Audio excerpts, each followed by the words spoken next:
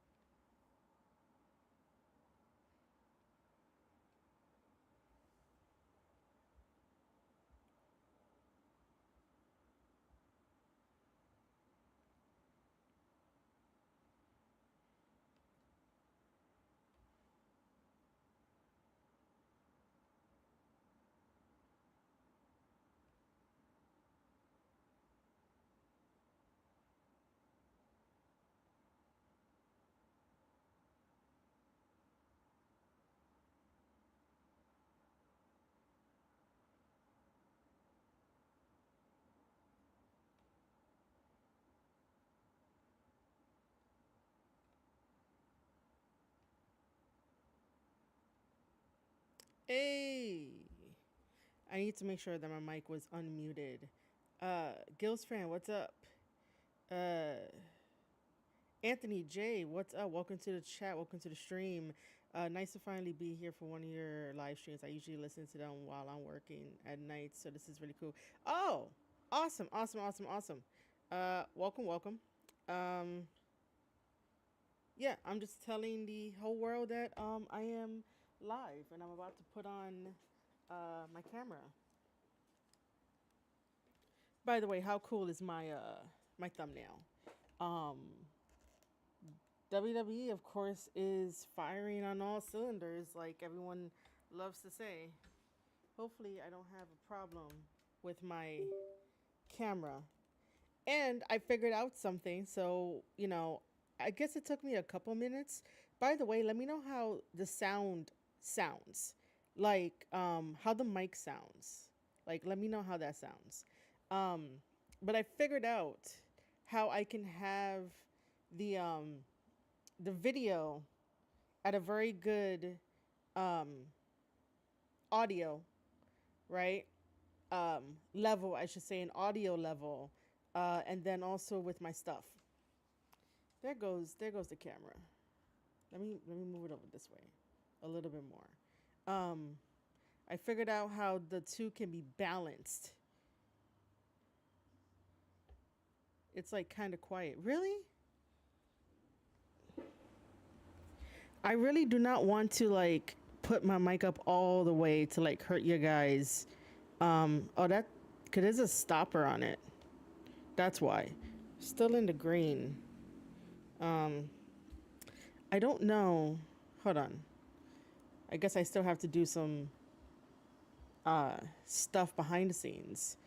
I don't know what this is. This is an additional mix. So if I were to raise it up, does that go any higher? No. If I were to yell in the okay, so okay, if I'm just speaking like this, is fine. It raised it inside the OBS. I guess that'd be fine. Testing 1 2 3, testing 1 2 3, testing 1 2 3. It's in the yellow. The yellow is fine. If it goes to the red, that means that it's gonna hurt. It's gonna hurt your eardrums. Whoever's listening to me like via headphones and headsets. But I think now it's kind of good. You know, I think it's kind of good. Yeah, for like today, I don't even. It's talking about WWE Bad Blood. Talking about the fact that we had some returns, which was very, very, very interesting. Very interesting. And by the way, guys, if you can, please do me the favor of liking the live stream. The more likes that you put on the live stream, the more it will get out into the YouTube atmosphere, and it could definitely like help us out. We're getting more people in here and chatting it up and stuff like that. Because likes are very important, and that's what we have to like tell you guys for YouTube. We are getting very closer to YouTube Partner Program. We are currently at 1868 watch time hours. We need 3,000 hours to complete. I know we can complete that goal.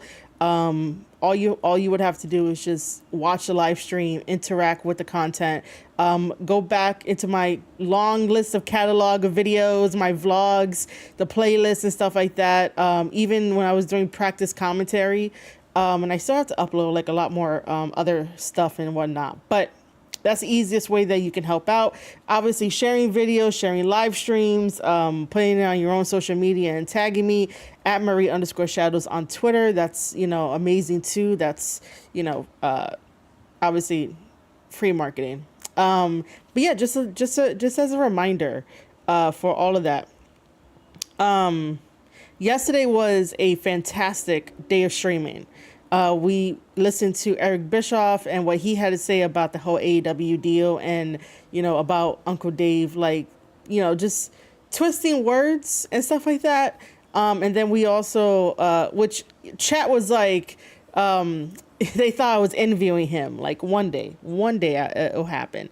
But just not right now. But it seems like everything is good. If we were to watch the highlights of WWE Bad Blood, I'm gonna get copyright, just because it's like clockwork. It is definitely like clockwork. Did I just have this here? I think I'm missing stuff. It's picking up the fan. I know that. So if you guys hear like, I don't know, any type of sound in the background, it's because it's picking up the fan. I could just see it here. As always, you guys can like, throw your questions out if you have any questions. I think it was really, really fun that they had like a lot of legends in the, in the crowd.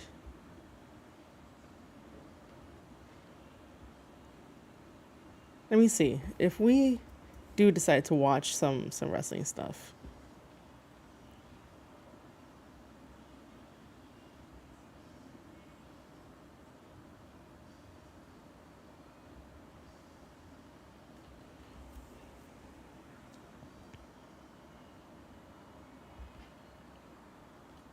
By the way, I should ask everybody in chat how they felt about Bad Blood.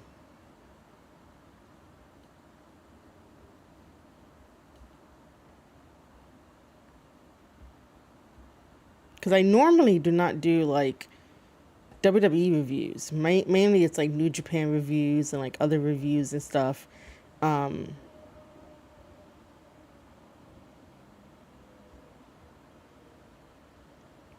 Don't switch.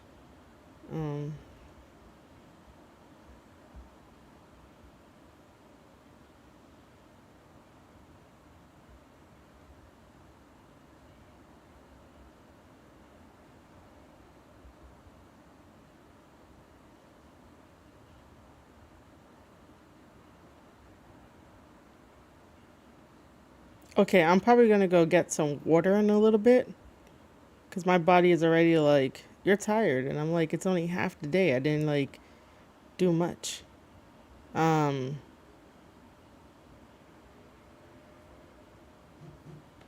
Okay. And then we'll go over Hell in a Cell. Oh, that's one of the matches. It's not the thing.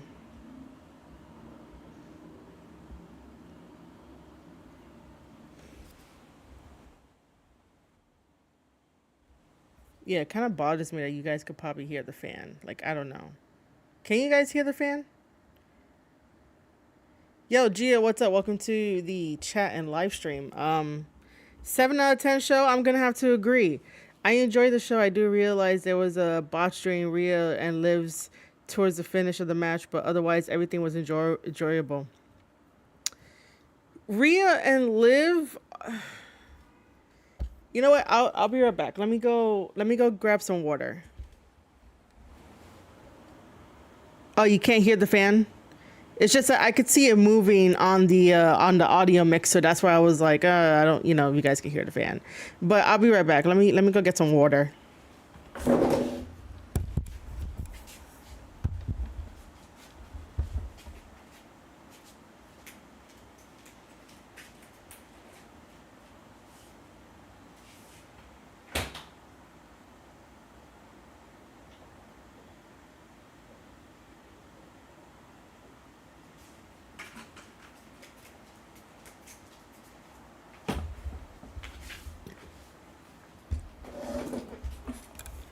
Okay, now that I got my water, we could definitely jump right in and talk about it.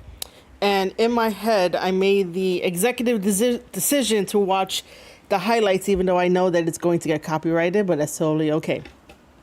Um, Anyway, ladies and gentlemen, welcome to the Square Circle Podcast. I am your host, Marie Shadows, and we're going to go over and react to WWE Bad Blood 2024 from yesterday, which, by the way, I definitely do want to say that starting at 6 p.m., it's a whole nother different, like, time and energy and feel. And I like the fact that we ended at, like 9:30ish in a way. From what I remember, I was just having a good time watching the show. But yeah, like, should pay-per-view start earlier? 6 p.m. was sort of like a stretch. I don't mind, like, if it starts like at 7. If it starts at 8 and then ends like at 10, that's totally fine too. We're not here to like stay very, very long. Like, we shouldn't be consuming 16 matches like AEW's pay-per-views. And it does not matter if like every match delivers, because AEW just does the same thing over and over in their matches. There is nothing new. There's nothing really exciting. And you're there for 5 hours straight, 6 or 7 hours straight watching wrestling. And it's like, why? You would get tired after just like the first 2 matches. And then people would be like, oh my God, nobody was reacting to the other ones. But when it comes to WWE and wanting to basically put an earlier start time, I was really thrown off by like starting at 6 p.m. And I was like, oh, okay, cool. And then, like I said, I don't mind if it starts earlier. I think like 6 is the part where it's like, it's a stretch, 7 is fine. And whatnot, but I think it must have been like a building thing, or like, some type of state issue where they started at 6. So yeah, I don't mind the earlier start times. I really don't, because then I could watch, I could have dinner, I can relax, and then at the end of the event, I can either jump on, Discord and be like, let's talk about it, or, do a reaction to it, or do some content about it. So it's easier for us content creators. My chat is going crazy. I thought the start time was great. Left some time for us to browse the social media or come down before bedtime, which is always a good thing. You always want that. What up, LC Killer? Thank you for joining the chat. Yes, we're going to talk about Drew versus Punk, because that match. Yo, Zach, what's up? Welcome to the chat. Welcome to the stream. Happy National Cinnamon Roll Day. I had no idea. I really don't. I don't keep up with any of that stuff. It's a UFC thing. I mean, I feel like UFC goes on for like a good while before you get to the main event. Like I haven't watched a UFC pay-per-view in like so long. So yeah.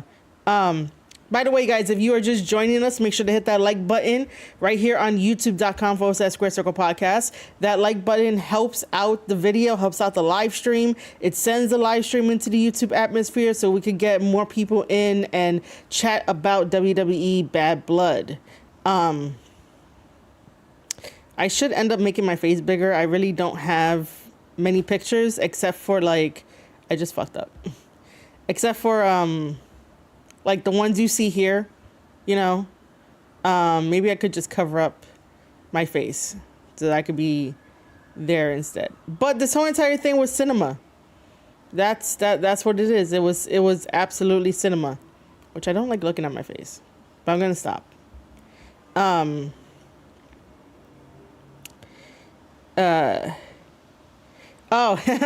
the song. Yeah. If you guys don't know, right, because a lot of fans was asking about, oh, how come they couldn't get like Taylor Swift to, perform Bad Blood or like use her song. If you guys want to Google it, it is out there.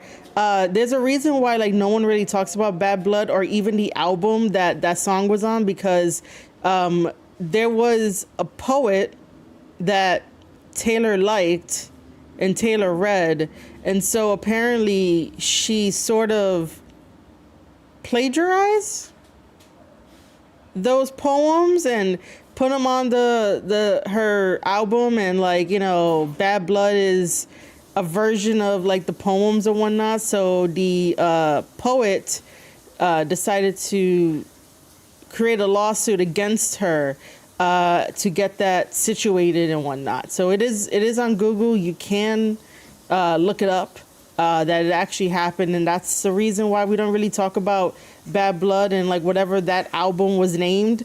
For the most part, I don't know if it's resolved. I don't know like any of the outcomes, but for everyone that was asking about like, oh, how come we can't get the Taylor Swift song? It's because of that.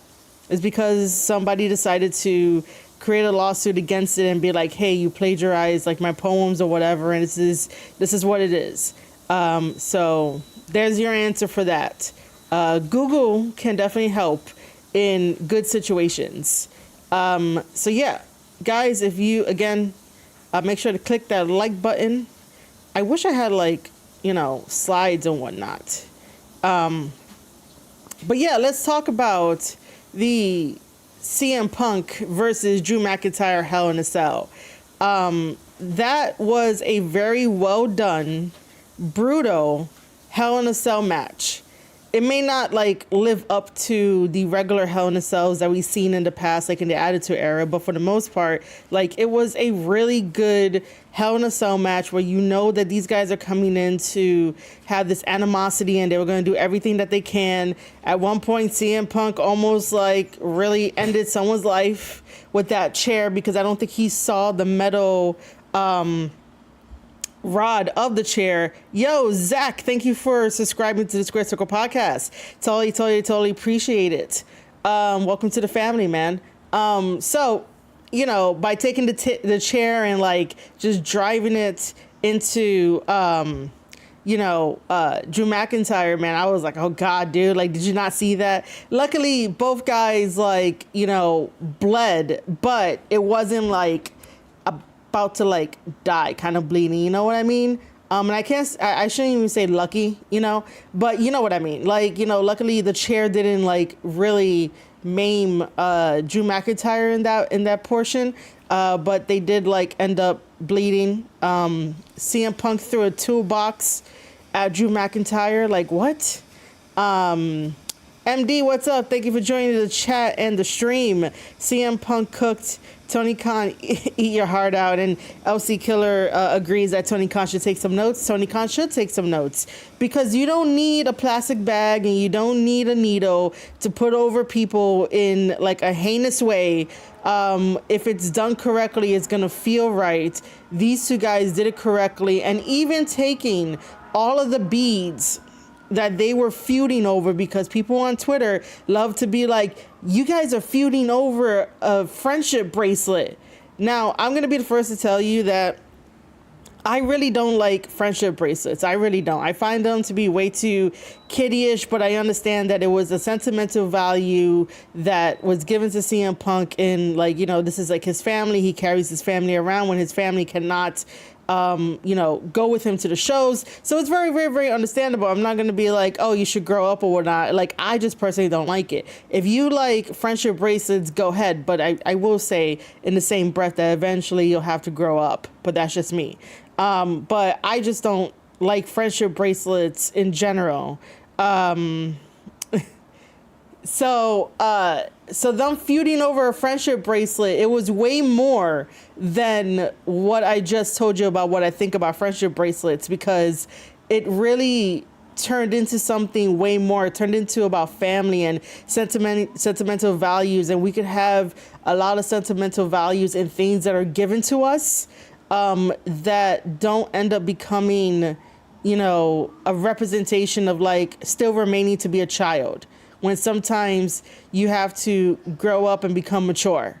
I'm just saying. So there is like a lot of people on the IWC that would, you know, taunt us WWE fans that you have two guys feuding over a bracelet, while over here in AEW we have sophistication, when it's the same shit that they do in AEW of the run-ins, the 1,000,001 moves of the Canadian Destroyer. Nobody sells. People really want to kill each other over there. There's needles, there's bags, there's inmates running the asylum. There's backstage issues. So like, tell me who's the sophisticated one now? CM Punk and Drew McIntyre are two of the top tier guys that can carry a feud without a championship title belt, and that says a lot. They have a lot of talent, they have a lot of charisma. Drew McIntyre should just get like social media person of the year when we go to our our award ceremony, like towards the end of the year. Like, he controlled social media with the way that he was posting, with the way that he was poking at CM Punk and like his family and the fans, and Drew McIntyre deserves the award for, you know, best social media person of the year. CM Punk deserves the award for I don't know, I was gonna be like best calm of the year. Like, he wasn't really calm, but like he made everything like come together. Along with Drew McIntyre. So the Hell in a Cell match was really a fantastic opener to Bad Blood. Unfortunately, like, it had to be on first, but that's totally okay. Like, they even did a table spot. Like, I was like, oh man, they did a table spot. That was like amazing. Because sometimes you have to like really be careful in the amount of space that you have in order to do table spots correctly. And they did it very, very, very, very correctly. But going back to the beads, I do think that it was very, very symbolic and very like high pitch fever point of Drew McIntyre taking the bag, dumping the bag of beads all over, CM Punk to create that image. Like, that was amazing. Really, really amazing. Top 3 Hell in a Cell matches under Shawn Taker Foley. The whole match was top tier. This was what wrestling is all about. Exactly, MD. And of course, breaking news: Maurice Shadows don't like friendship bracelets. I really don't. But if they have like a sentimental value in the way that CM Punk and Drew McIntyre presented that, which was way more than just a friendship bracelet and a like family remembrance bracelet. In general, I just don't like friendship bracelets. I don't see a point to it. Drew is strong enough to make the table spot look seamless. Yes. That's totally right. Hey, Denisha, welcome to the chat. Welcome to the stream. Thank you for being here. But yeah, Drew McIntyre versus CM Punk was fantastic. I was cooking during the match because I was just like, let me start cooking because it's going to take a while. And it's definitely gonna take a while if I'm making like homemade crunch wraps, which are better than Taco Bell. So yeah. By the way, if you guys want to know, CM Punk survives the Hell in a Cell match. He defeats Drew McIntyre. And the next question for that feud is what happens next, right? Because sometimes you might want a feud to continue, you might not want a feud to continue. And basically, I think both guys deserve time off of TV. I don't think that we should see them on Monday. We shouldn't see them for a couple weeks. If they want to pop back up in Crown Jewel, they can, as if like the Prince requests that they like come on through. But for the most part, they need a break. They've done fantastic. They've done like really, really well. I don't really think we need to see any more of Punk and Drew McIntyre at the very, very moment. Yeah, I think that they should be definitely off of TV. Of course, you could always leave your comments down below in the VOD, or right now if you're here live with us on youtube.com/Square Circle Podcast. And if you're not here live, you could always catch the replay. But I really do suggest by coming on through of the live streams because they're fun. Punk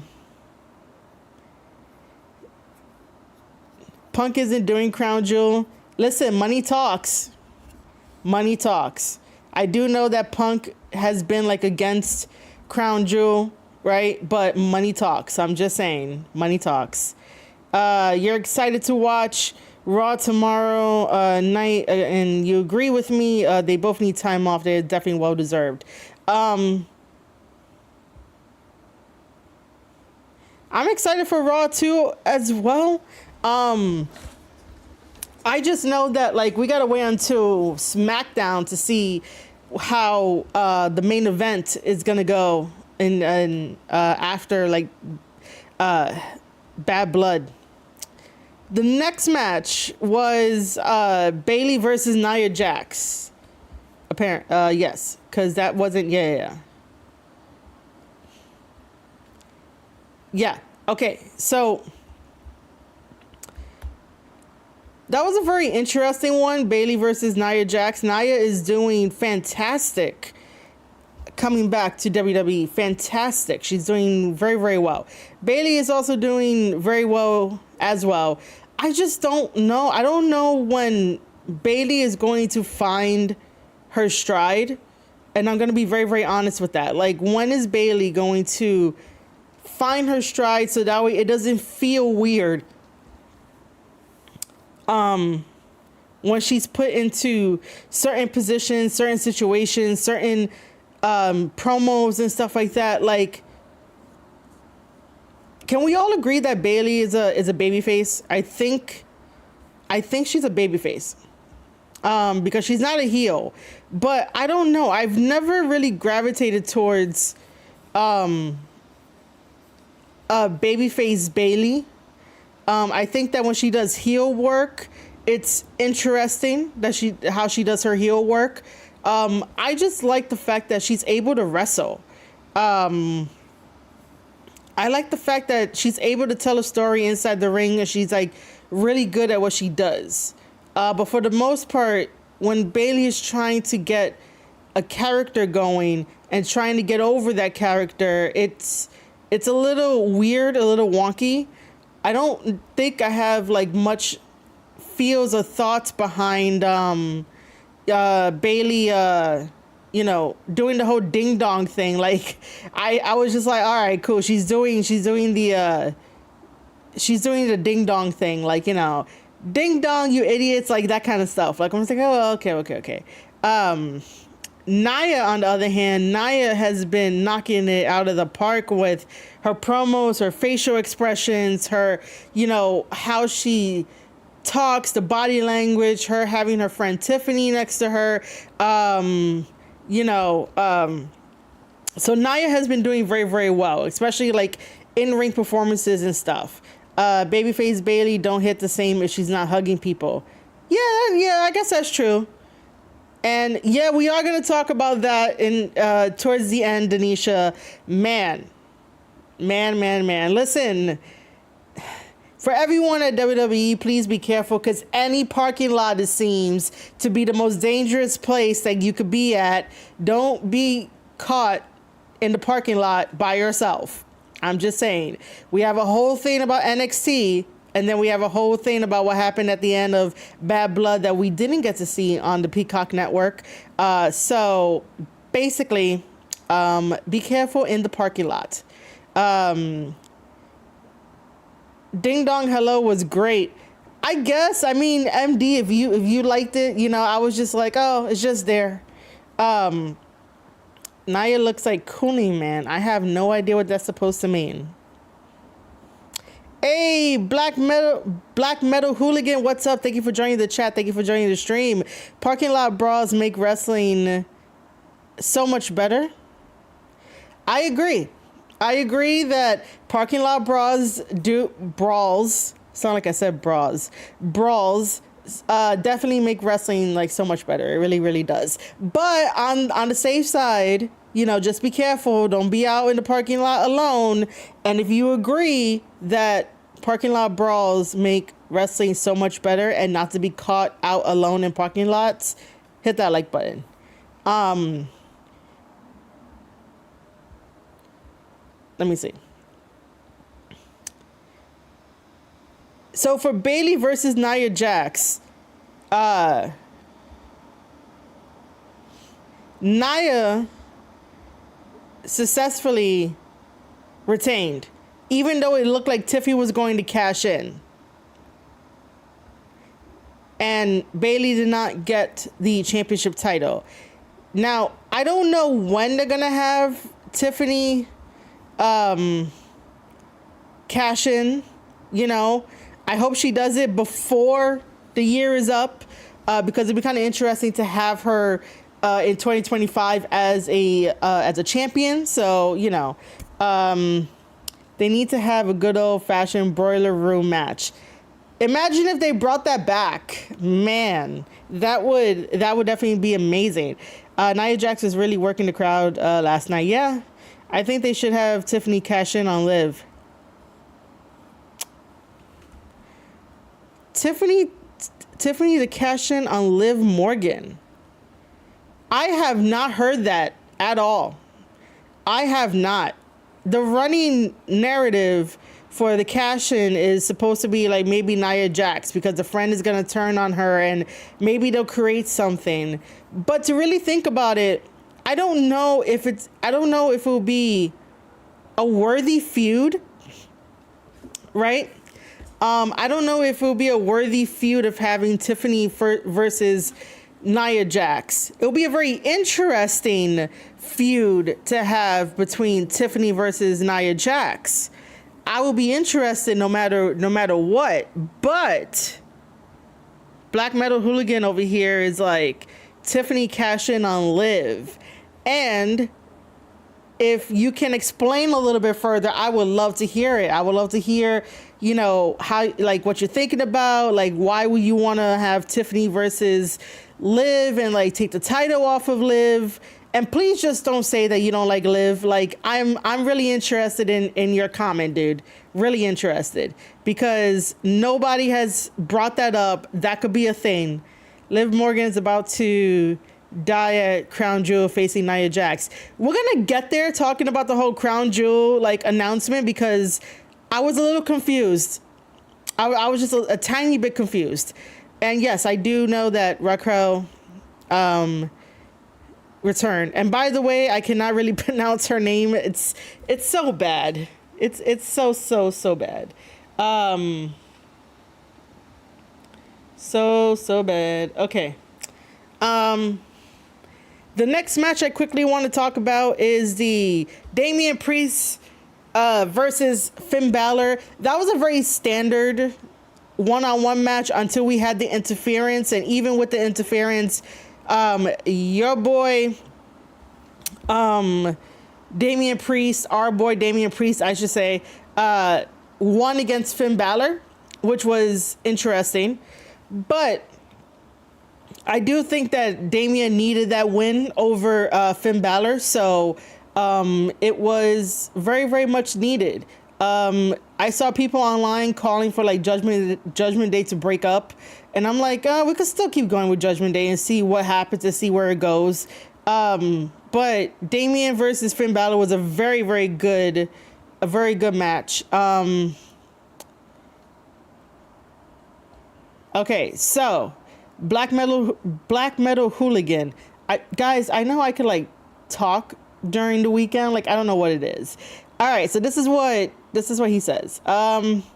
Moves Tiffany to Raw, sets up Raquel, and Liv versus Nia. Wait. Okay. Moves Tiffany to Raw, set up Raquel and Liv versus Nia and Tiffany, and gets us all away from Liv and Rhea. Okay, I'm on board. Just call her Spanish Rachel like I do. Oh, you call her Spanish Rachel? See, the problem is that like I'm not always familiar on like saying like Spanish names and stuff like that, right? So like it's the Q. It's the Q that messes me up when I say Raquel. Like I would have to slow down my brain and slow down my speech in order to pronounce her name right. And it's not like, there's anything wrong with her name. It's just that I cannot pronounce that Q when it comes up. Like it's just mad weird because I know it's a Spanish name, but Spanish Rachel might have to be the thing. Raquel? See, but if you give me that, right, with the Raquel.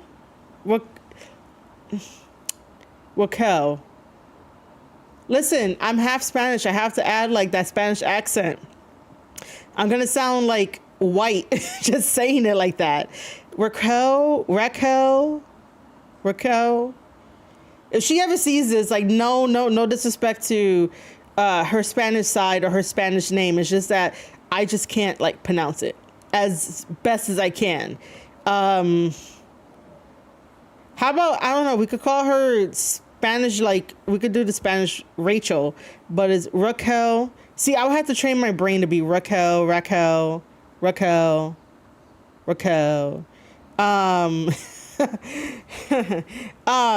Anyway, but yeah, that's just my own little thing that sometimes I can't say certain Spanish names. You picked Finn to win the match.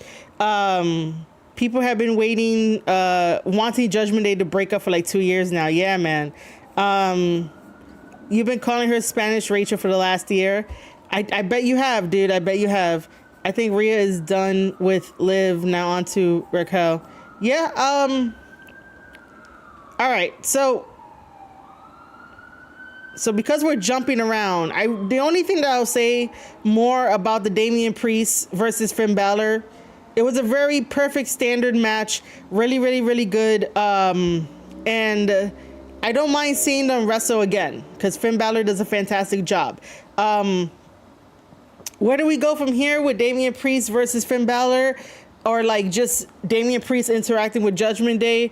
I am not sure, because then it could get like very, very stale and then like very weird and, just random stuff for the sake of random stuff. And I'm like, we don't really need that. So, for the sake of this, Damian Priest does defeat Finn Balor. We'll come back to the Crown Jewel announcement because I need to like try to understand what the hell the Crown Jewel thing was. And because chat right now is talking about Liv versus Rhea with Dominic in the shark cage, which, by the way, my God, my heart like dropped during that match.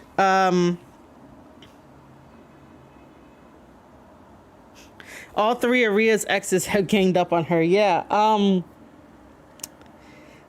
People are probably not going to like what I have to say, but like,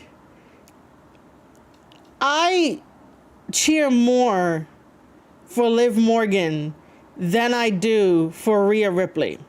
And I just think that if I'm going to be very, very honest, from like watching so many years of wrestling, I don't understand how, and more importantly, because I want to focus on the word if Rhea is like truly over with the fans and it's not just an eye candy thing, like, listen, I want Rhea Ripley to do well. but I just don't know exactly Rhea Ripley after like all of these years. Yes, she's very dominant. Yes, she could beat up the men. Yes, she could beat up the women. Yes, she was women's champion. She went over to, they went over to Australia and they like had her there and stuff like that. And I totally get all that. I get the accomplishments and whatnot. I just don't see it like everyone else sees it. So I'm more for like cheering Liv than I am Rhea Ripley. Like, I just don't get it.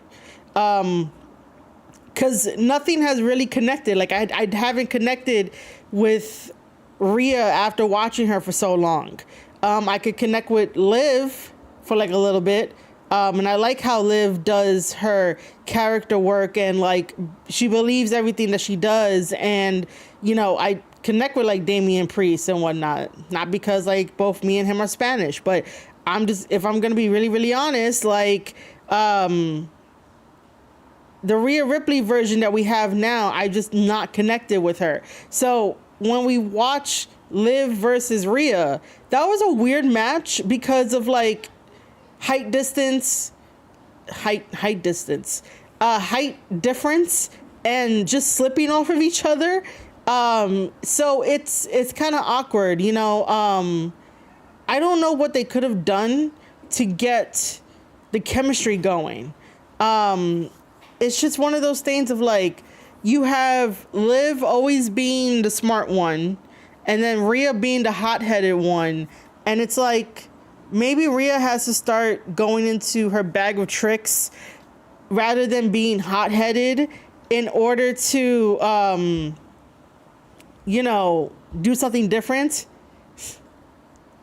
Listen, I do not mind goth mommies, but like it just has to like connect, dude. Like if I showed you the pictures of like how I used to dress, being like in emo clothing, goth clothing, like you wouldn't be saying that. I'm just saying, I used to dress like that. I just don't do it anymore. But it's just one of those things of like, cool, she's a goth mommy. Is that really all she has going for her? So that way I can remember like certain things,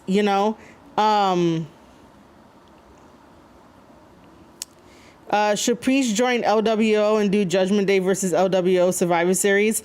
That could be a good like one-off black metal hooligan. That could be a thing. And by the way, I'm not saying that Rhea is not good. She's good as a competitor because, what do you call it? Where is it? Because Anthony J said that, like, it was her Mania matches that with Charlotte, that show what she can do. And by the way, I do love those matches. There was something special about Rhea versus Charlotte during those matches. So I'm not saying that Rhea can't go or not, but, like, character-wise, I'm like, I need something more. Like, what else is there? I feel like a lot of Rhea, Liv, Dom, and Terror Twins Judgment Day story pro SummerSlam have been badly mishandled. Yeah. What up, G Coalition? Thank you for joining the chat. But I also think that because you reply to every like Liv and Rhea stan on Twitter, you might also feel like it's mishandled because those fans are weird. They are so weird. You're glad that I stopped dressing like emo and gothic? Like that's hilarious, MD. MD's just being a homer right now. Liv his honest interview with Kathy Kelly. Don't think Rhea own up to the honesty, take responsibility for her actions. Yeah, I remember there was her interview with that. But yeah, so like it's just a matter of character wise that I'm like, I need something more. I need to know there's like something else other than like, she got muscles, she got tattoos, which I love tattoos. I don't mind the whole gothicness. I don't mind that she's, friends and buddy with like everybody and like doing what she loves and whatnot. Like she's very passionate. She could definitely go in the ring, but I just need a little bit more in her character. and just something, you know. I don't know if we would ever get a Rhea face turn. Like, I don't know if you guys will want that. Like, would you want a Rhea face turn? But yeah, the match, there was just something missing and off between the two ladies. And it might have been like, because Dawn was in the shark cage. And by the way, Rhea is already a face? Listen, it doesn't feel different. It doesn't feel different. See, one of my chatters had to tell me that Rhea is a face. There's a problem when I say that it doesn't feel, there's no difference between her being a heel and the way that, like, she talks about Dom and being upset at Dom and, you know, like all this kind of shit. It doesn't feel different. What up, Robert Jr.? Welcome to the chat. Welcome to the stream. But yeah, man, for my fans to tell me that she's already a face, and I'm like, yo, it just doesn't feel like it. It doesn't. There's no difference. That's because Stone Cold is an anti-hero. Okay, that is reserved for Stone Cold. There's a reason why, like, you know, he didn't feel different. And I think it worked to Stone Cold's advantage given the time of the Attitude Era. And sometimes he had to make the decision of, like, you know, Vince was his enemy, but he went to go save Stephanie McMahon anyway because, like, that was the right thing to do, you know? Rhea is working up to that level. She doesn't have nobody to, like, really push her to that level, though. That's the thing. And one of the issues is there are too many tweeners in WWE. Yeah, I can see that. Yeah. But Rhea doesn't have, like, anybody to help her work up to that level. There's a reason why Stone Cold was able to do, like, an anti-hero and go between heel and face depending on, like, what was happening. I'm just waiting for Dom to call out Rhea and Liv for basically using him. Oh, that's gonna be fun. What do you think this feud is building towards? What do I think this feud is building towards? I honestly don't know because Liv took everything from Rhea. I honestly don't know, and I don't know if they're like. If they were to build Rhea up to be an anti-hero where she could be face and heel and it doesn't really matter, you know? I don't know where they're building this up. I just know that Rhea gonna make Dom jealous and get with Jay and call him Papi.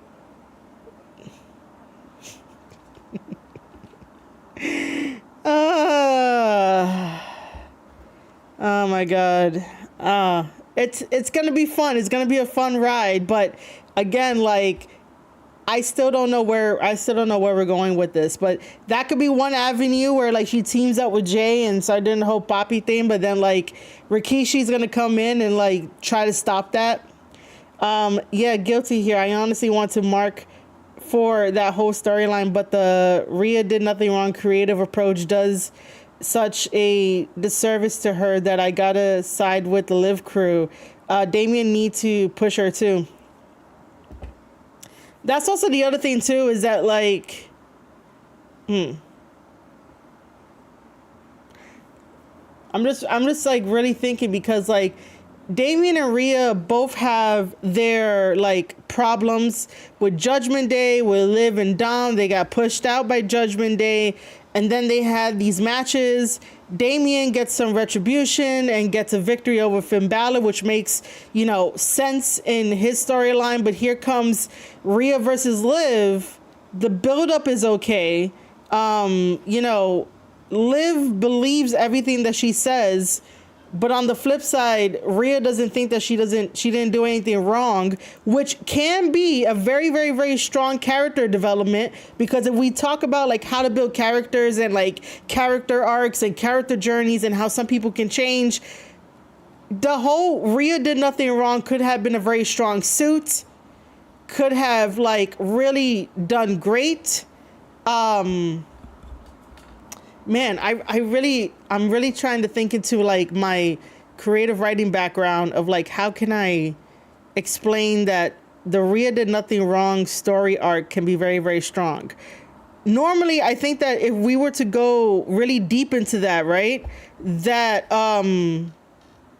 fans would automatically consider her to be a heel, right? Because if Rhea is like very strongly believes that she did nothing wrong, fans would be like she's a heel, even though she's supposed to be a face. And then it's going to counteract, well, the fans might think this, it's going to counteract Liv, right? Because Liv believes everything that she believes. By the way, I'm just going to probably talk off the top of my head because I'm not like writing this out or really thinking about it.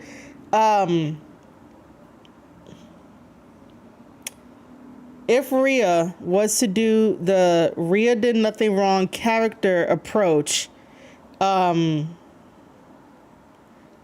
could have propelled her into the anti-hero where she wholeheartedly believes this and everybody else around her is wrong.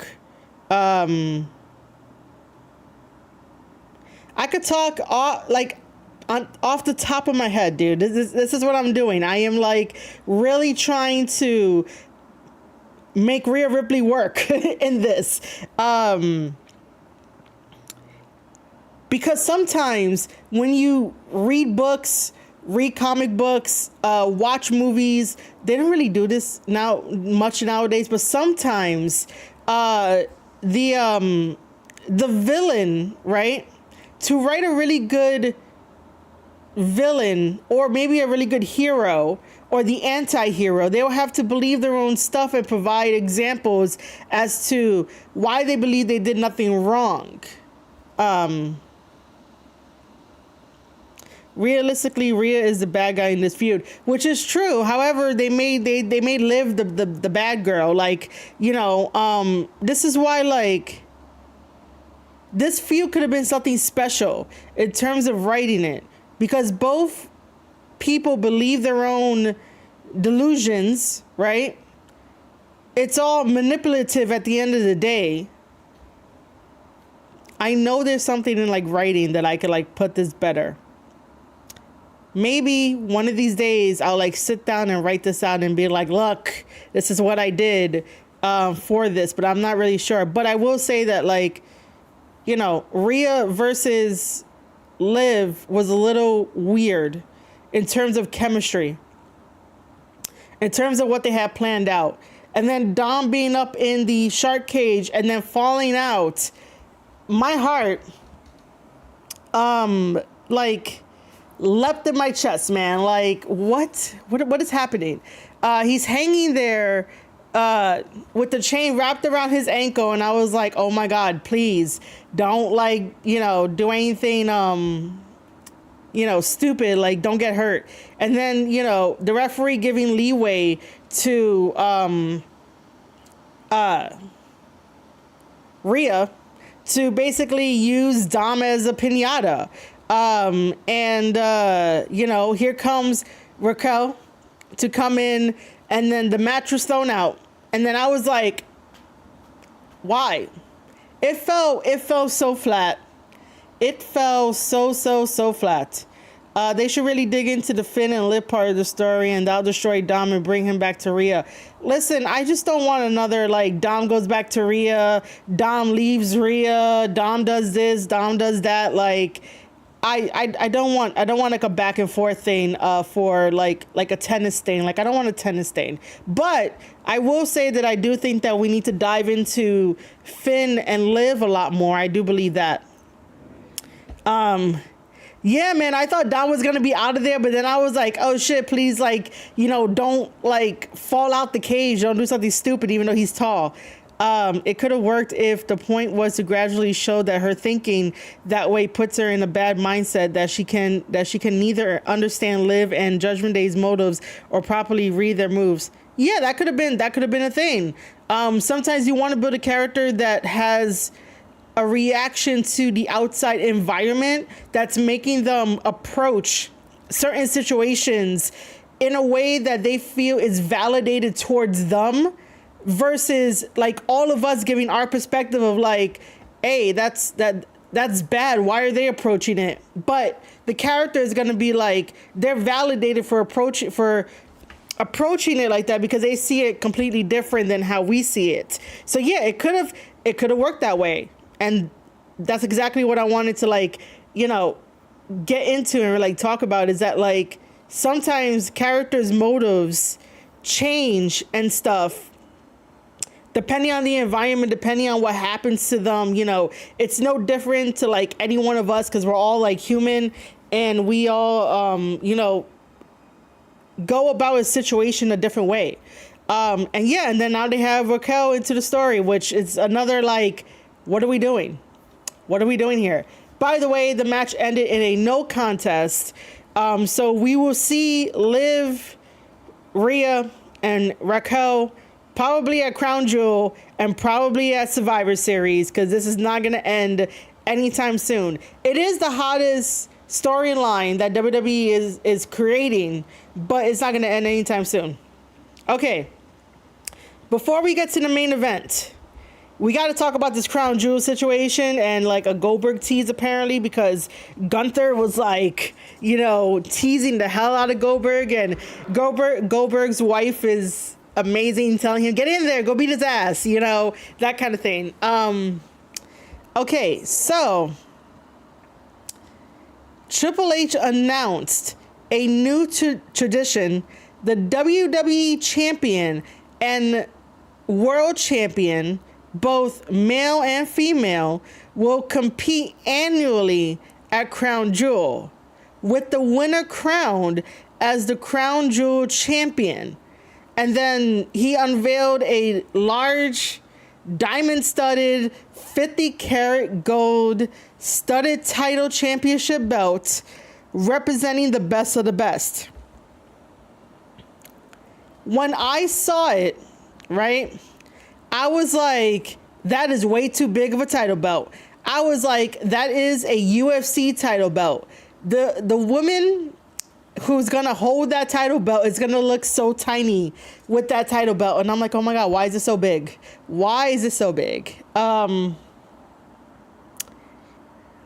does Liv need the title in a feud this personal? Look at Punk and Drew over a bracelet. Yes, only because Liv likes to have possessions under her name and under her accomplishments. So by having Dom on one arm, which Dom is, the trophy boyfriend that she took from Rhea, she also has the championship title around her waist too, and that's another possession of hers. So that's another trophy. So yes, unfortunately, Liv does need the title in this feud to get over her character, to get over her pettiness, and to get over every single thing that she said that she was going to do to Rhea, which she took everything and kicked Rhea out in the process. So Liv loves to like check off those boxes. Goldberg needs one more match. I don't know about that. It'll be interesting. Goldberg versus Gunther. That'll be like really, really interesting. WTF is a Crown Jewel championship. And was this title needed? This Crown Jewel title obviously was not needed. But if the Prince is paying, then you make what the Prince wants. If the Prince is like, hey, I want these wrestlers, those wrestlers show up. If the Prince is like, we'll give you guys money for a brand new championship title, you make that championship title. You put those 50-karat diamonds, gold, studded, you make it beautiful. So if the Prince wants something, the Prince gets it. You don't say no to the prince. So basically, the Crown Jewel Championship is the old champion of champions / bragging rights concept, but done as a special for the Saudi prince. Yes, yes. I have early predictions for the male wrestler that might end up winning that championship title. I really do think that they might end up giving it to Sami Zayn. So that's like an early prediction for me. As far as the women, I have no idea. I have no idea. Because I do not know who they are proud of. And when I say they, I mean the Saudi prince. Because the last crown jewel, well, the last two crown jewels, they welcomed Sami with open arms. So, it's like, I believe Sami is probably going to be the first male wrestler to hold that championship title. As far as the female, I have no idea who they're gonna pick. Exactly, who's turning down 50 million from a prince for one show? Like, it's 50 million. It's 50 million. So now I understand what the crown jewel title is gonna be. Triple H got to work on like how he announces stuff and how to like easily say what this is about. Because I was listening to him and I was like, sir, I don't get what's happening. What's happening? Are we going to have a tournament like leading up to it or not leading up to it? Like, how's this going to happen? And by the way, I'm not really excited for Gunther versus Sami Zayn. I'm really not. I think that tomorrow on Monday Night Raw, Sami is not winning the World Heavyweight Championship title. Gunther is going to keep it. And then I think that they're going to give him the Crown Jewel Championship title belt. For 50 million, you'll give me Goldberg versus Bret Hart. Bret Hart is not going to do it for 50 million. Okay. Our main event of the pay-per-view Bad Blood, where we had the Bloodline 2.0 that consisted of Jacob Fatu and Solo Sikoa versus Cody Rhodes and Roman Reigns. I do think they fucked up the entrances just because I was like, this is so odd. So odd. Solo and Jacob. Hold on. Wait, if Gunther is going to keep the world title, then Sami's not getting the crown jewel. Triple H said it was champion versus champion. It was champion versus champion. MD, I'll get to your comment in a second. I'm not saying that the entrances were bad or anything when I say that the entrances like were fucked up. I just think that the timing and like the weirdness of the entrances were like the fucked up part, because you had Solo and Jacob standing in the ring and Solo looked like, I'm going to drop kick these motherfuckers. But they were good entrances nonetheless. It was just like, the timing was off. It's champion versus champion.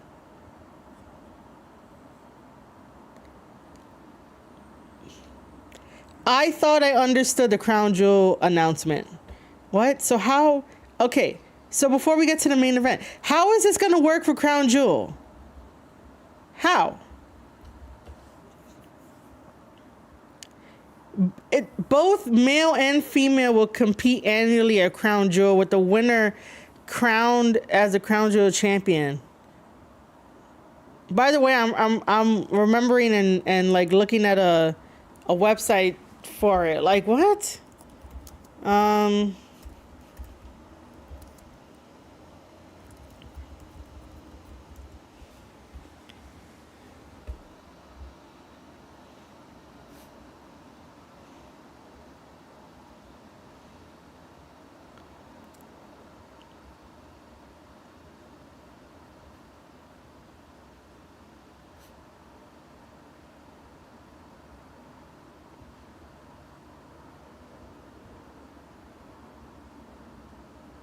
Okay, these websites don't know how to report correctly, apparently.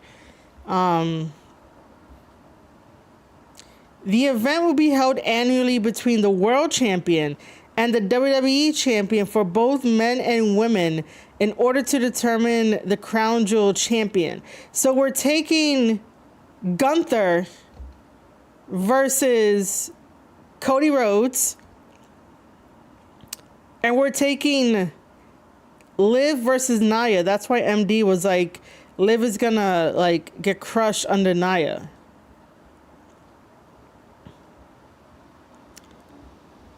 That's a very okay, that's a very stupid idea. On paper, it's probably like a good idea, but talking about it is like it's not. It's stupid.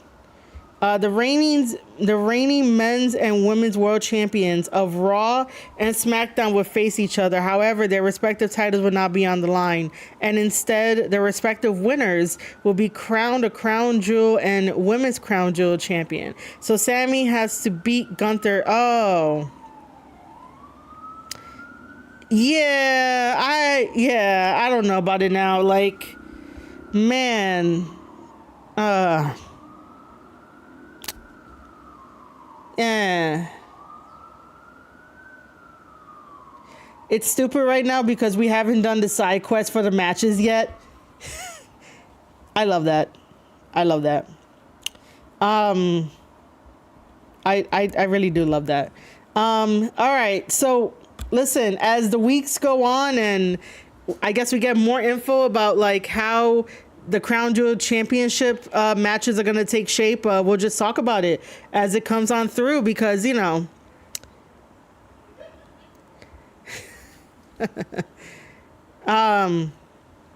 anyway, let's talk about this main event because, like I was going to say that Jacob and Solo came out first to their, you know, ordinary music. They didn't have anything cool.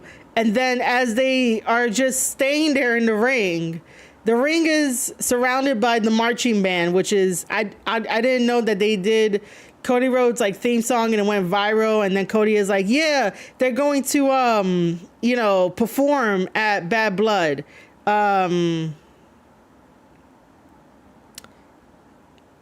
What up, Curvin? You thinking about wrestling all day, every day? Go do something else fun. Your whole life revolves around wrestling. Real sad. Wrestling is life. You actually coming to the chat to tell me that? Like, I'm not, like, it doesn't matter, dude. Like, enjoy the live stream. Welcome to the chat. Welcome to the live stream. Okay, man? Wrestling is my life. I'm a former WWE employee. I have, you know, no regrets at all. And I talk about wrestling because I love wrestling and I want wrestling to improve. So thank you for joining the chat, sir. Thank you for joining the chat. Atlanta and the South in general has big marching bands, and yes, they do. They definitely do. Prince wants it, so what can you do about this? I really can't do anything about it. That's why I was like, you know, whatever the prince says, like the prince is the prince. You know, I could give Curvin another burn because he has a Miami Heat logo. And when's the last time they won the playoffs? Or what? No, see, this is why like I don't tune into basketball. But yeah, when's the last time they won? You know, the cup.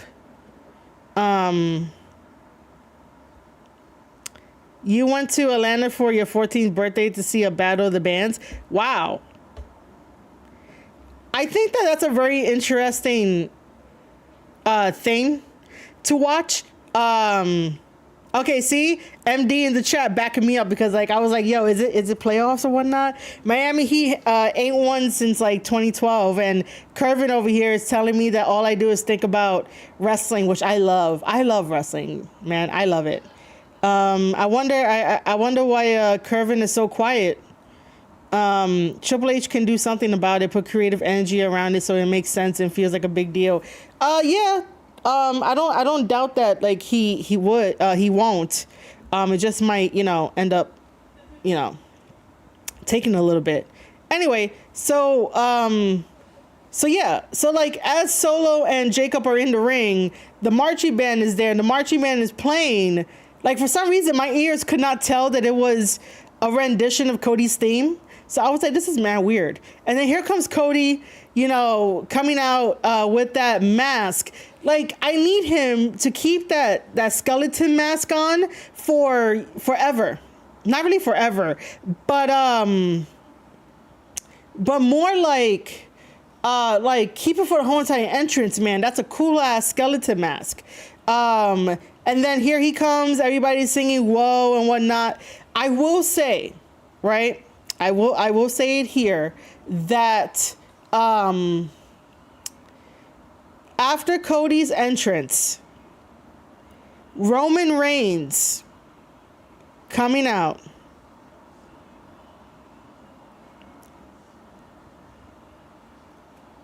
Yeah, he got to keep it on for like the whole entrance for a while. Roman Reigns coming out, right, was amazing. Also, I might have to dish a comeback. If we're talking Miami Heat. We made it to the finals twice in a 3-year span, and we finally have a quality center next to. Listen, I don't. I would say right now that I really don't keep up with basketball. Like basketball is not my thing, but I'm just saying that because Curvin wants to like try to be a troll and try to get under my skin, it's not gonna work. Only because like I love wrestling, and everybody that's here that's watching me knows that I love wrestling, and wrestling is 24/7. There's a reason why, there's a reason why like it's called the Square Circle Podcast. But because he has a Miami Heat and he thinks that he can come in here and talk shit, I could talk shit right back about the Miami Heat. You know, I'm just saying, like, no hard feelings, G Coalition, and like anyone else who watches basketball, but like, you know, at least come in here with something, not no like low hanging fruit of like, oh my God, all you do is talk about wrestling. Oh my God, how sad. Why don't you go do something fun? I mean, all right. I will make you a moderator.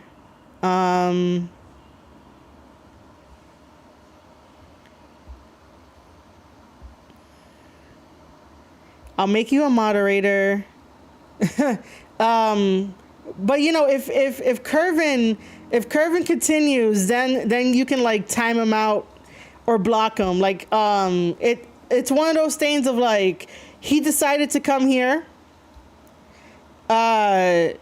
He decided to come here and tell me that that for me to do something fun. But it's like you came here to chat. You should be doing something fun. You should be like going on a walk. As far as Curvin goes, I think I already blocked him for his anti-wrestling trolling. Oh. I'm being too lenient if G Coalition is saying that. How you gonna diss basketball when Tyrese Halliburton was just on NXT?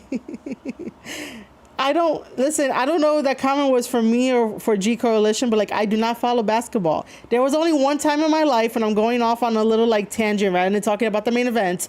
There was only one time in my life where I had to learn about basketball in order for me to work at the NBA store over here in New York City. So I had to learn about basketball. Denisha, you're welcome. Other than that, like, girls 10 years, I don't even know what that was.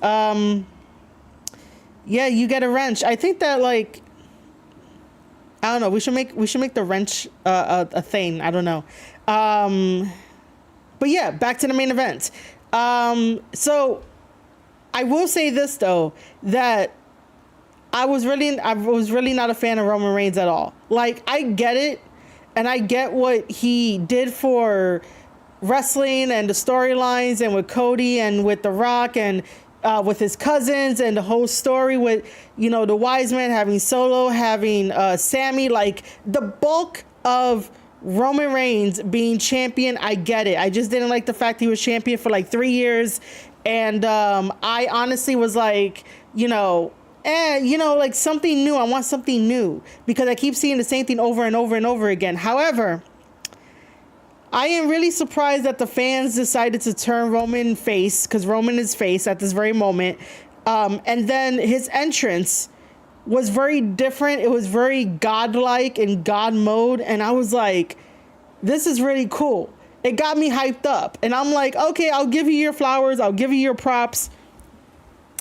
Them playing Roman to the ring was cool to see. Him putting up the finger to acknowledge him was really cool as well.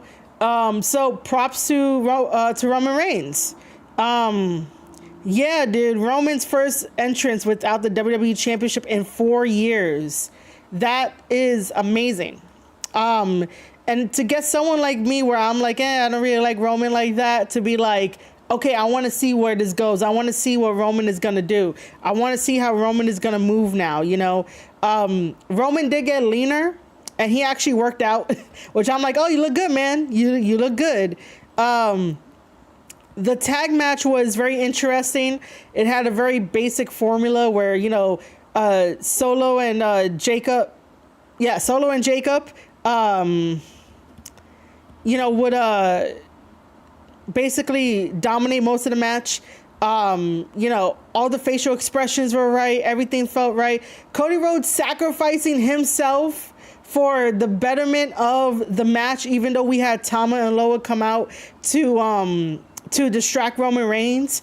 But at the same time, it was brilliant. So Cody sacrifices himself.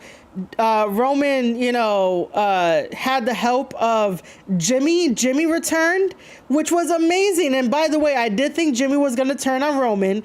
I really did think so, but it didn't happen. So here comes Roman, spears Solo, pin him 1, 2, 3.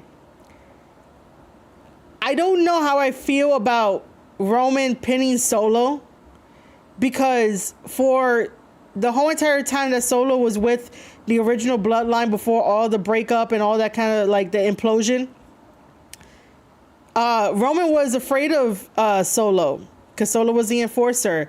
But the way that I look at it is that because Roman lost everything and he's a man on the island by himself before Jimmy came around, you know, there's nothing that Roman can lose. There's nothing more that Roman can lose. So therefore, it was, you know, an interesting decision to make Roman win.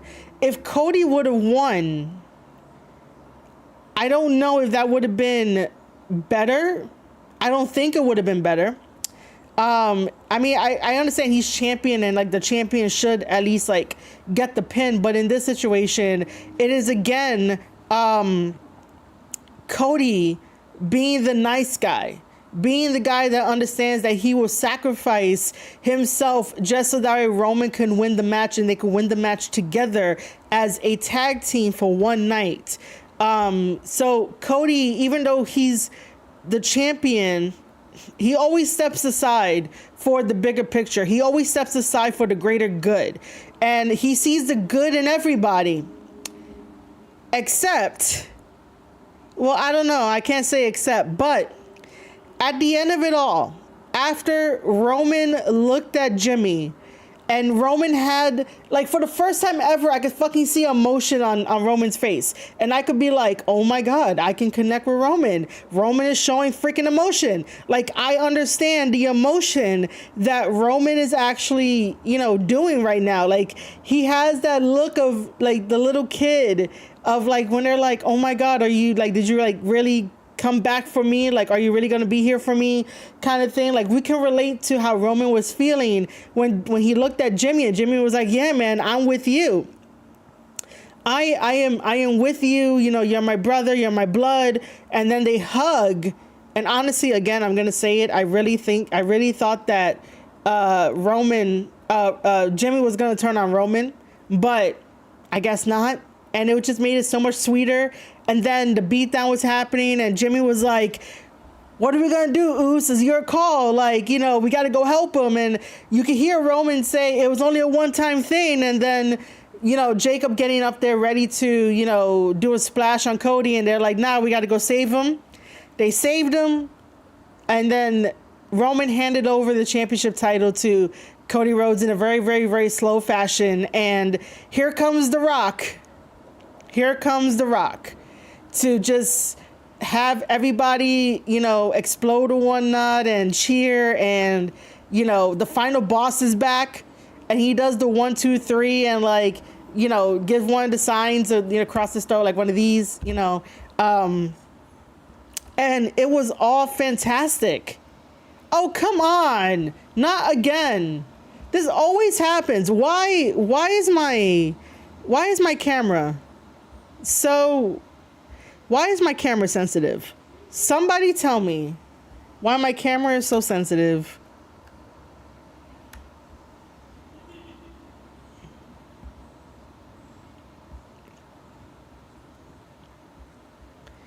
I dislike this.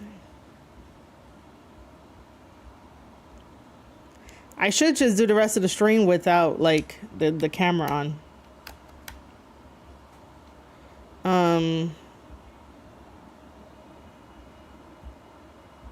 I hate that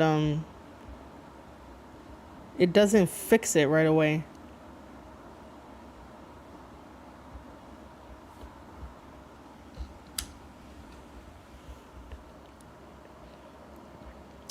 It's always when I get so passionate talking about wrestling that it tends to mess up. Always. When I get so passionate talking about wrestling.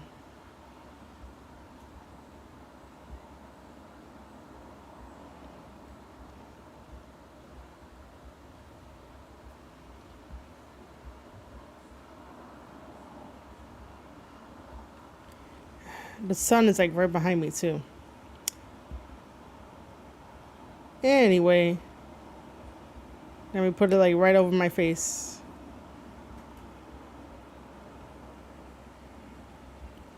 And as you can see in my thumbnail, there's Jimmy there, there's CM Punk, there's Roman, there's Cody, there's the final boss.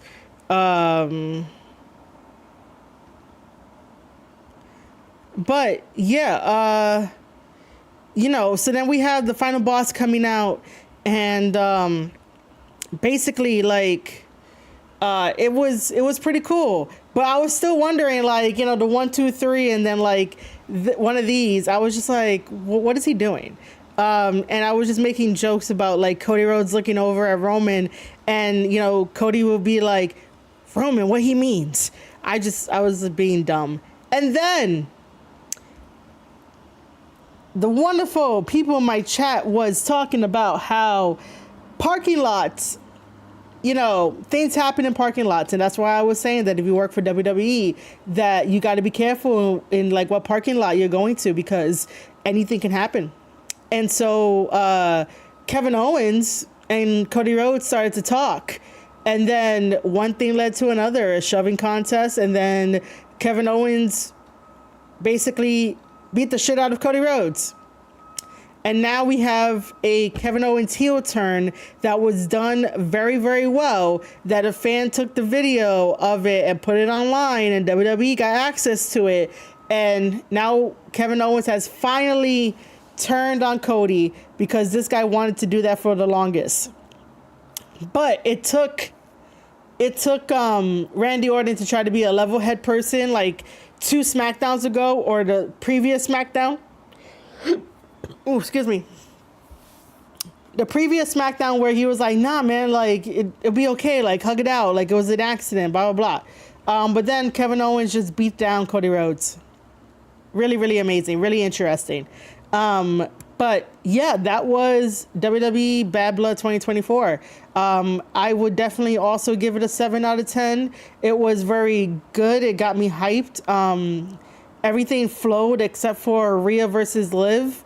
And everything else was nice. Now we got more stories to continue on Monday Night Raw and Friday Night SmackDown. And then NXT is on Tuesdays live on the CW. So WWE is doing amazing and great things. Let me go and basically read some of these comments. WWE has given me everything I've wanted out of Roman Reigns over the last 4 years. He's in a different league than every modern wrestler today. I am going to agree because I see it now. I do see it. I agree with that. Roman is just cool. He's also doing the ex-heel going babyface thing the right way too. Exactly, 100%. He's the godlike man who's lost everything. His island is no longer relevancy. People on the show actually get to have thoughts about him being on the side of the good guys now. Yes. He went out on his sword like a G. That one SmackDown, taking a 4-on-1 beatdown from the crew that now sits where he used to be. He was actually shocked that Jimmy generally came to help him. Yeah, man, like that emotion. I love that emotion. This all shows that the gravity of his years as heel actually counts for something. It does. In hindsight, when we look back at it, it counts for something. Sasha Banks is never coming back to WWE. The legit boss gimmick looks like Dragon Tales compared to the final boss. Damn, MD. I know she had nothing to do with the topic, but I just felt like saying that. That's a damn, man. That's a damn. That is a damn. All right, final thoughts for WWE Bad Blood. We look ahead to Crown Jewel, and then we also look ahead to Survivor Series. I'm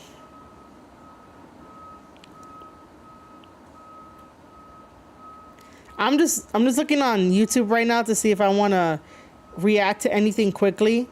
But I just wanted to talk about WWE Bad Blood.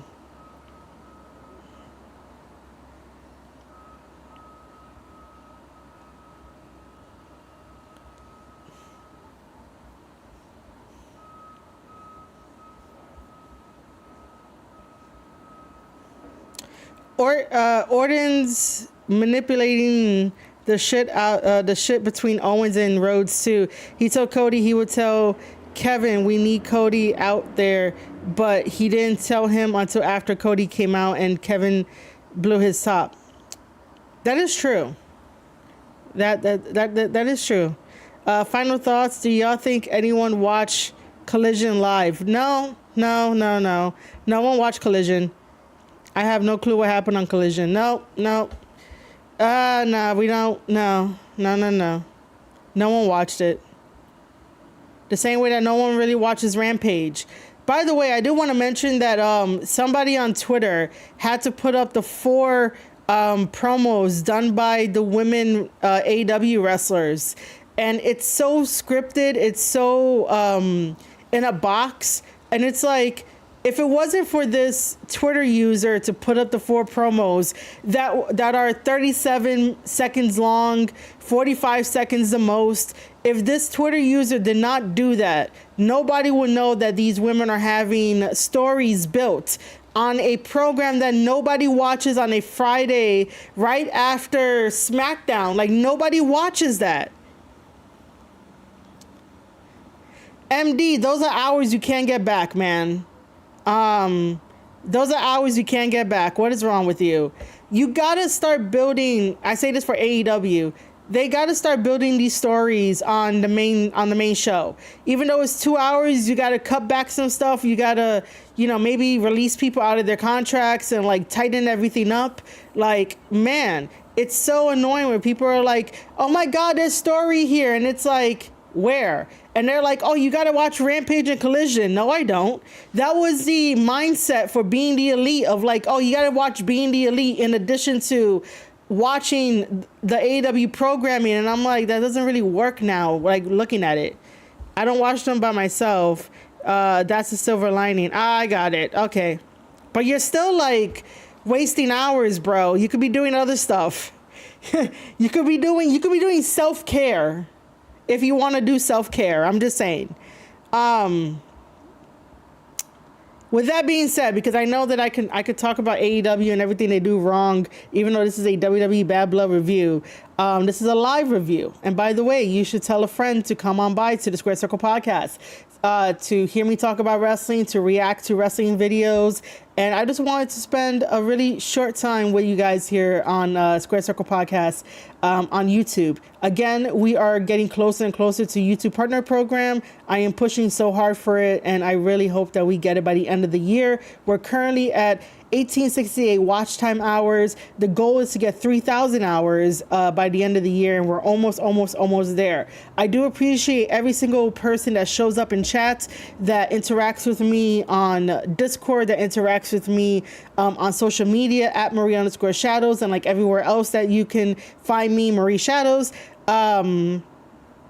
And I really do appreciate all the likes that you guys give the live stream. Like I said, if you give a like to the live stream, it basically pushes the live stream into the algorithm of YouTube and gets more people in here, and we can have more conversations about professional wrestling. And, you know, the sky's the limit, right? Like, we could do a lot more things as well. If I wasn't able to like stream from my laptop today, I was thinking about like doing, you know, a stream from my phone, but I haven't like really decided on that yet. Luckily, I was able to do it like this. We're not really gonna watch anything today. Tuesday we'll be back to our normal live streaming stuff that we do, reacting to stuff. Stay tuned to like my socials for what we're gonna be reacting to. But other than that, I just wanted to spend some time with you guys. That's all I wanted to do. I wanted to spend some time with some really good people in chat just talking about wrestling. I do want to start utilizing my Discord a lot more, where we can stream the stages, and you know, if I do decide, right, I'm dropping the Discord link in there for anybody that hasn't joined the Discord yet to join it now. But also in the description and also in the pinned comment, it will be there. So, you know, join the Discord. However, if I do open up the lines for where we can have the Discord soundstage, where we could all voice our opinions, talk about wrestling, I will have to implement some rules and regulations, because, you know, I don't want someone to say something that could be damning to the product, to themselves, or anything like that, and then keep it professional as always. But that's like a thought. If that's something that you guys want to do, I'll put up a poll in the community section and all this kind of stuff to see where we're at and like what we want to do. But I've always wanted to do that. I've always wanted to like chat with people. I did it like, you know, during the pandemic of the Twitter Spaces. Yes, man, rules and regulations. People be saying some stuff that I'm just like, we can't have that, you know. As much as like I curse on stream and stuff, like there's just certain things, definitely no N words allowed. Not like, I will say it right now on this live stream, I personally do not like the N word. I do not say it at all. I don't care for it. Like, I honestly think that the N word should not be a thing, just like most slurs out there should not be a thing. Like, it really shouldn't. I just personally do not like the N word in any shape, way, or form. I don't think that it, you know, that's just me personally. I just don't like it. So basically, yes, no N word allowed. You could curse, just like no N word. But for the most part, people just say some really fucked up stuff in a way to try to get a response out of people, and the way that they say it, you know. So rules and regulations might be like a really, really heavy phrase, but that's what my brain was thinking. But yeah, like, it's just to be respectful on someone else's podcast and platform that they're giving you the time to like speak like through Discord. That's all it is. Yeah. So with that being said, Discord link is going around. Discord link will be in the description. It'll also be in the pinned comment. Tuesday, we're back to our regular scheduled programming, unless I say something different. We're getting there to the YouTube Partner Program. I also have a newsletter that I need to keep up with. And yeah. With that being said, I hope you guys enjoyed me reacting to WWE Bad Blood, talking about it, reviewing it. And I hope to see you guys on the next